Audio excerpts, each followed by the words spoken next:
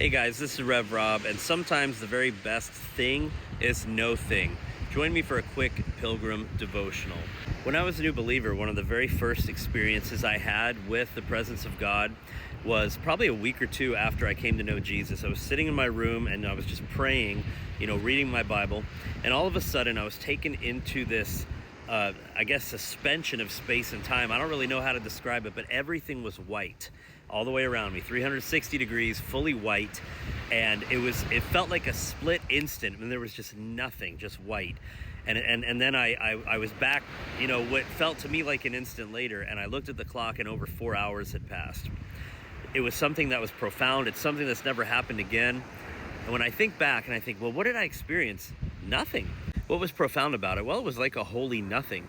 It was like the Lord saying, hey, I can suspend you in space and time. I can do anything I want and empty whatever's going on in your life and just fill you with myself.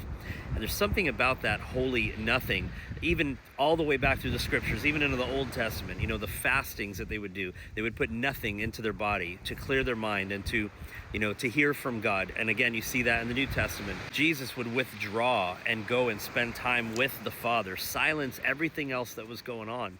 Early on in ministry, I saw tons of deliverances and lots of healings and God do a lot of supernatural things. And even my own schedule got really filled up.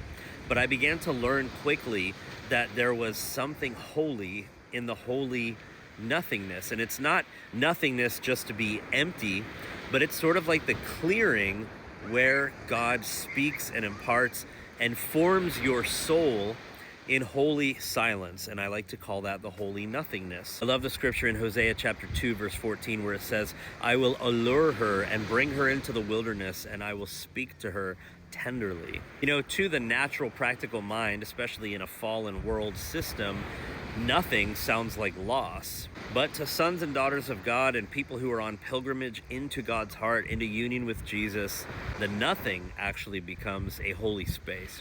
And in surrendering all the noise and surrendering ourselves, we inherit Him. It's that ancient paradox. The less we cling to, the more we are held by Him. I've been in ministry full-time almost 20 years and preached for a lot of years before that. And I can't tell you how many times I've seen over and over familiar structures just fall apart, and having to sort of sit in the wake of it, in that in-between space, trying to navigate. And in that in-between space, y'all know what I'm talking about, is some of the most holy, sacred space where the Lord is going to empty you of everything and fill you with Himself. And in the natural, what feels like the end of something is actually the beginning of something. When I came to Jesus out of Satan worship and witchcraft, I knew it was the end of that existence as I knew it. I was excited for what was to come, but I didn't know what it was going to look like. I didn't know how to steward it. That's why you get a relationship with Jesus and you begin walking it out. So much of today's modern language is about achieving and conquering and, being on top of everything and being successful.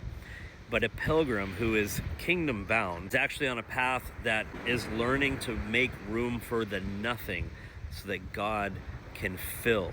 It's trusting that when He empties your hands, He's going to make space for you to hold a treasure that you could have never gathered on your own. So if you're standing in that holy nothingness, just stay right there, because you're in a doorway where the fullness arrives from a direction that you probably never saw it coming.